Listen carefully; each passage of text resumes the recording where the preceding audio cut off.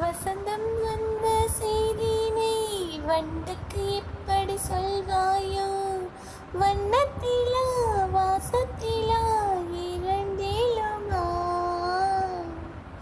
தேனை நீ தந்து எதை நீ பெறுவாய்? பூவே பூவே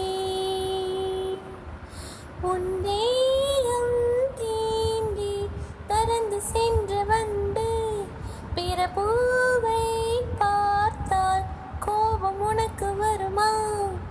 பூவே எந்தன் கூந்தலில் உன்னை நான்